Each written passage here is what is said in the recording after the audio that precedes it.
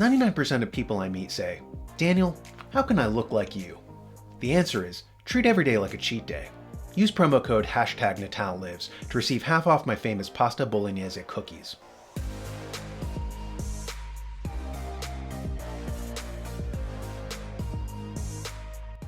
G.E. Moore wrote the book Principia Ethica in 1903. In it, he talked about errors in judgment versus errors in taste. He said that while an error in judgment was merely an error in fact, that an error in taste was an error in value. I wanted to talk about that here. What do we value? And how does this sometimes go wrong?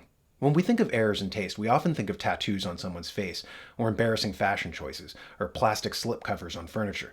But sometimes, the errors in value go deeper. For instance, a libertarian would see drug use, prostitution, or elective disfigurement as an expression of freedom.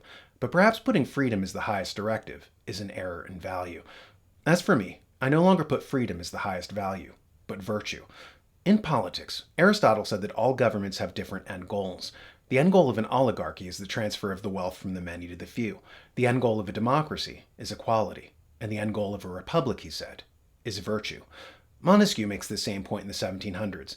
He says that monarchies are motivated by honor, despotisms are motivated by fear, and republics are motivated by virtue. We seem to have lost our way.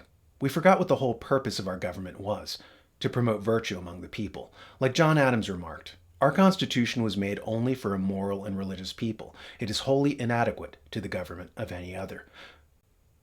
As I said, we seem to have forgotten the whole point of our form of government. As Aristotle asserted, everything has an end goal, a telos in Greek. The telos of a toaster is to brown your bread. The telos of a car is to transport you. The telos of a refrigerator is to keep your food cold. If a thing fails to live up to its telos, we say that it's a bad thing. A fridge that doesn't keep your food cold is a bad fridge. Likewise, a republic that forgets that its purpose is to promote virtue among the people is a bad republic. As a society, we used to understand this. We were educated in civics and knew these things. Then they stopped teaching these subjects, and we got conned.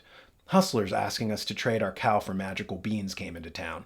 Don't get me wrong, freedom is important, but it's a means, not an end. Immanuel Kant, in the Metaphysic of Morals, said that freedom is an essential component to ethics. He said that, in morality, there is no imitation. In other words, you can't do a moral act if you're just copying someone else, or operating on autopilot, or coerced by some institution. You have to willingly choose to do the act for it to be ethical. So freedom is an important component of ethics, but as I said, freedom is a means, not an end. The end is virtue.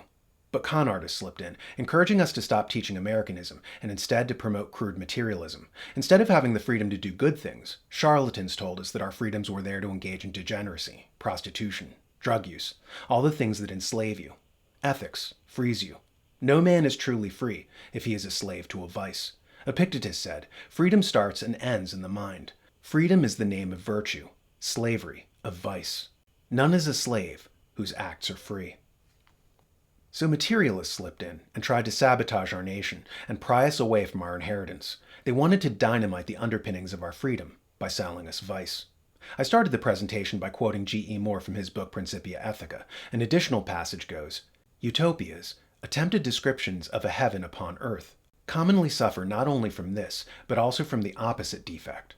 They are commonly constructed on the principle of merely omitting the great positive evils which exist at present, with utterly inadequate regard to the goodness of what they retain.